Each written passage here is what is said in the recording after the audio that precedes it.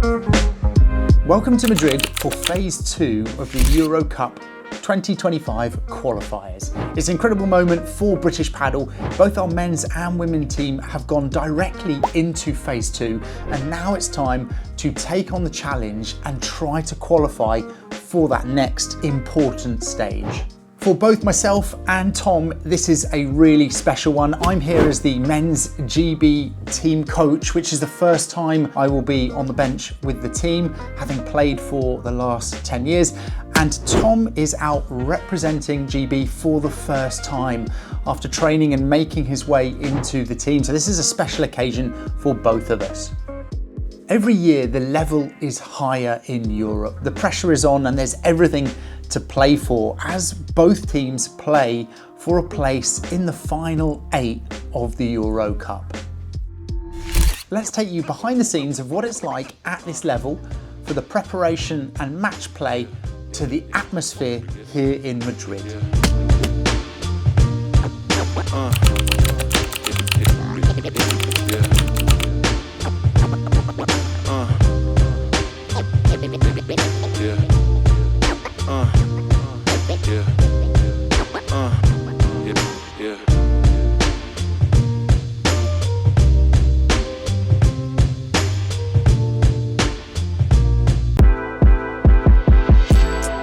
A huge part of performing at our best in the Euro Cup is the training days ahead of time. So we have arranged a training match with Sweden, the top seed in this Phase 2 of the Euro Cup. And that's really just for the players to challenge themselves and get used to playing a match in these conditions at this temperature in Madrid so that they can play their best when it comes to the tournament.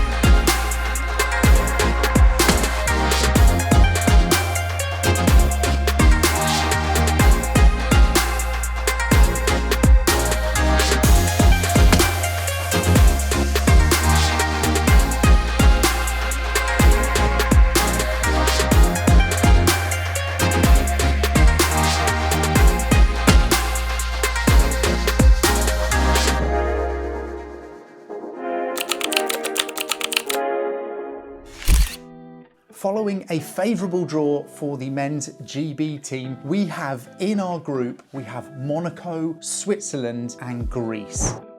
The atmosphere at the venue is absolutely electric.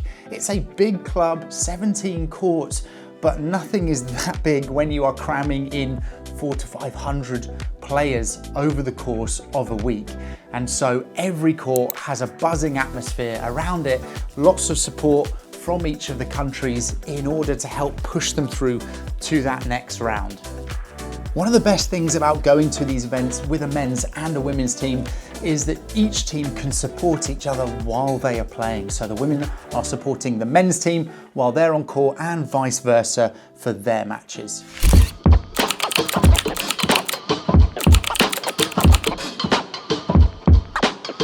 The men's GB team managed to come through Switzerland on the first day. A few tight matches there against, you could see, some good ex-tennis players that are gradually building their game in paddle, and all of the players did well. Tom had a great performance for his first outing for GB, looking confident on the court already. These quick conditions are definitely suiting Tom's game, where he plays a fast, aggressive net court game with some big smashes.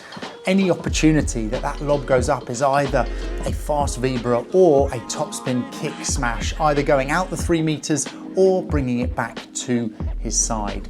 There's no running out of these courts on any of the courts during the Euro Cup, so any kick smash that goes out by 3 meters over the fence is an immediate winner. So that is a huge weapon to have in any of the players' arsenal.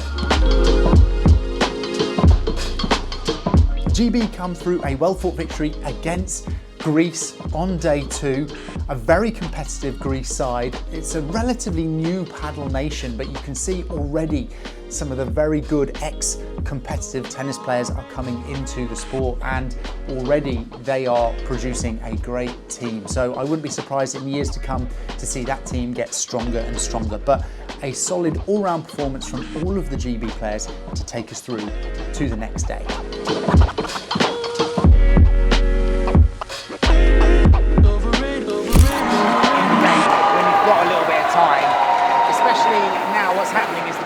He's trying to anticipate a smash. Yeah. So he's like already, as soon as you go like this, he's moving back because he wants to get underneath it. I think you can play down to his feet and approach the net. Right? Like he's starting to save energy basically and move back. And I think still we got that lob to the right side. We're just still, putting pressure on him and then taking the net when he can. Yeah. It's over. Let's get it this game now. This one. Come on, here we go.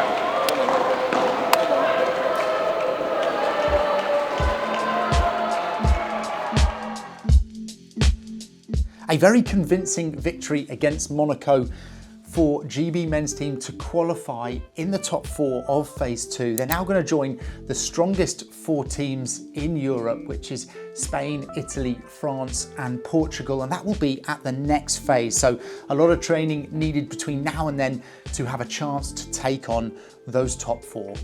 Summarising the play for GB men's, all 3 days, very solid play from our team, looking stronger and stronger each day.